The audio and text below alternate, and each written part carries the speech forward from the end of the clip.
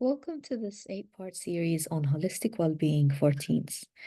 I'm planning for this series to be quick episodes on what you as a parent should be paying attention to when it comes down to the overall well-being of your teen or preteen.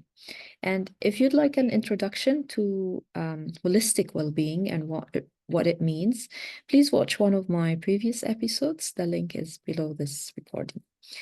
Now, this first episode is about physical well-being.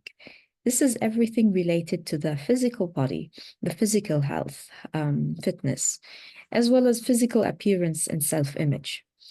And physical well-being is important for your teen because it helps them feel good about themselves.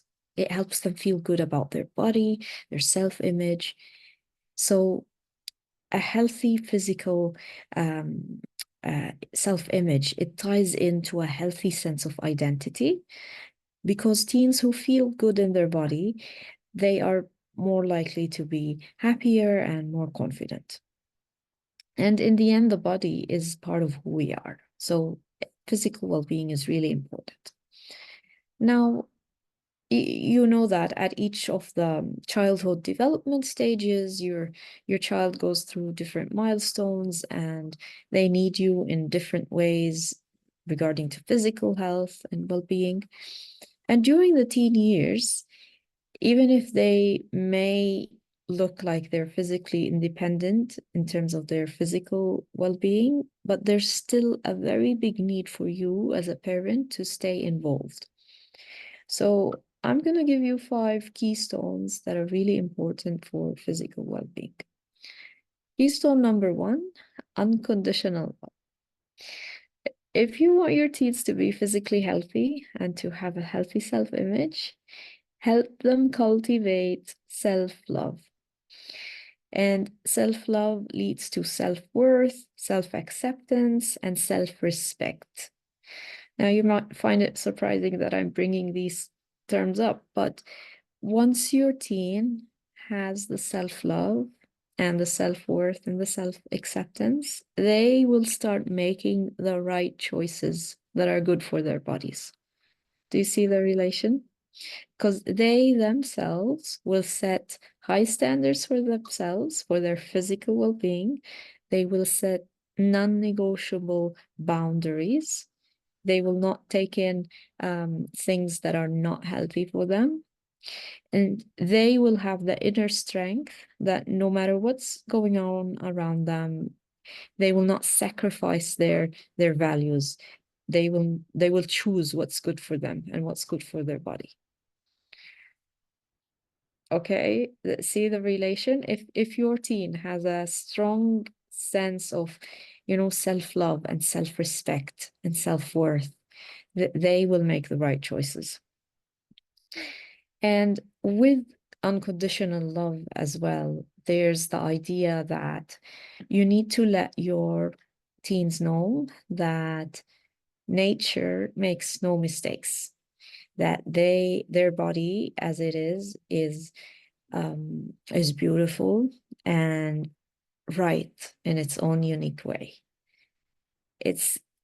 What happens is that we live in a world where there are so many societal constructs and so many mainstream influences that makes us feel that we're not enough, or we're not, if we are not this certain way, then we are not worthy. So you need to teach your teens that to break free from these constructs and not to feel limited by them. Again, we live in a world where it's a very diverse world, and sometimes our differences get us judged. And we need to let our teens that that's okay, that we are gonna be judged, we are different, we are gonna face bias everywhere. But how do we meet this bias? We start inside ourselves. We meet ourselves with unconditional love. That's where we start, because unless we love our physical body, unless we have this sense of self-value, we will always be taken by external things. And how do you cultivate self-love in your teen? Well, you need to give them the experience of unconditional love by you giving them unconditional love.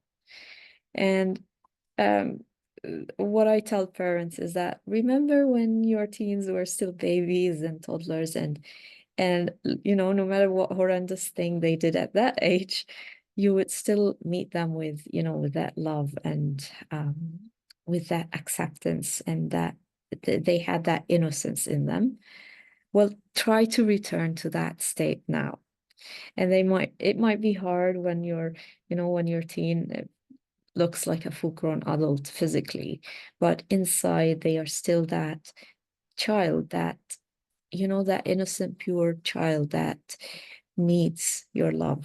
And again, it's unconditional love. It doesn't depend on whether they achieve something or they do as you say. It's unconditional. And the way you show love is different depending on your own kid. There are different ways that you can demonstrate your love. And of course, help them accept themselves. Don't criticize, do not shame, do not blame. Be careful with your word choice, and don't impose your beliefs on them. Okay, so this was keystone number 1. I'm going to move to keystone number 2, which is focus on connection and trustful communication between you and your teen instead of control. And connection is always a big topic. Do make some effort to really build that connection with your teen. Do not be afraid to talk with them about the sensitive topics, the sensitive topics that are related to the physical, the body, the sexuality, those topics that we sometimes avoid. Now, teens are curious around their bodies, but they can carry a lot of shame around it. So it also depends on your family culture, whether you're conservative or not. And what I want you to know is that sometimes teens are already having these sensitive conversations with their friends. And they also have, access to the internet, to Google and YouTube. So you need to get involved yourself and be willing to talk about it. Also, give them that sense of belonging at home. Don't make them feel that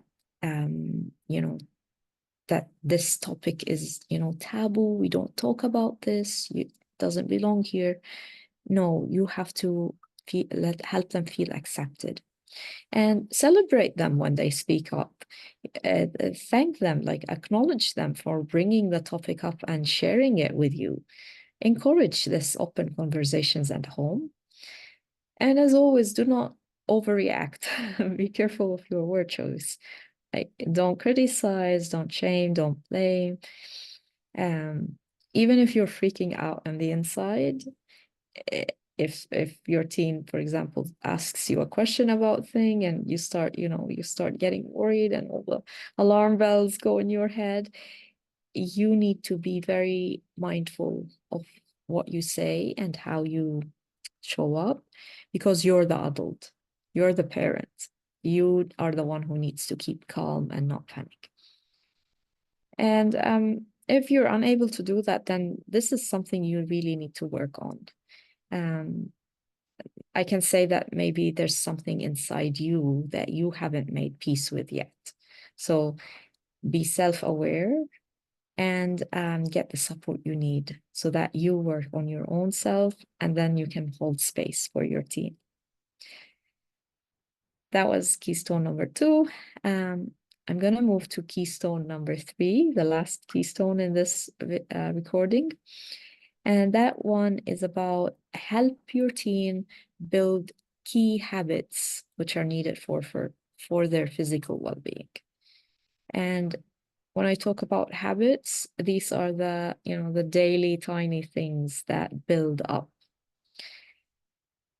Your teens might be old enough, but you are still responsible for setting up the home environment around them. So your role is really important. Now, I'm not expert on nutrition or fitness, but what I want to do here is just bring some important things to your awareness. It's like just giving you the high level things that you need to be mindful about. And that is, these things are sleep. Your teen's sleep is very important. So, limit screens before bedtime. Make sure your teen's room is dark and not too hot, not too cold. Um, and make sure they get enough hours of sleep. Two is your nutrition. Pay attention to what food they are eating. Try home cooked as often as you can. Number three is movement and exercise. Encourage these no matter what. Encourage your teen to go on sports teams, to do some physical activity, or even if it's just walking and just moving around. Number four, sunlight and fresh air, very important. Number five, mental and emotional well-being. And I'll talk about these in future episodes because they are really related to the physical well-being. And number six, energy hygiene. And again, I will talk about this in a future episode. Your energetic well-being is really important to the physical well-being. And of course, when I talk about all things, I want to remind you that you as a parent, you get to be the role model. You have to walk the talk. So if your teen sees you not taking care of your own health, then they will just assume that it's fine not to take care of our own health as well. So please be careful if you're busy working 12 hours a day and you come home, you order fast food and you just, sit on the sofa and you expect your teens not to do that, then it really doesn't work. Yeah, this is the harsh truth, but again, we are the role models as parents. So, as a recap, we talked today about physical well-being.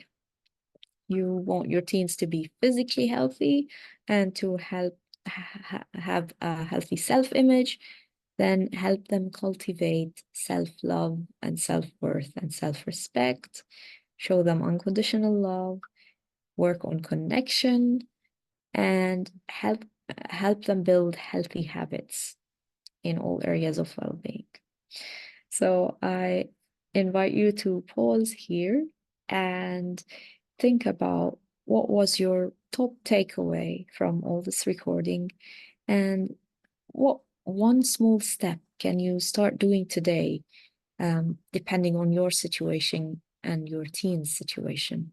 What is one small step that you can start doing today to improve your teen's physical well-being? Thank you for listening. I'm Nadine, the Teen Soul Coach. See you in the next episode.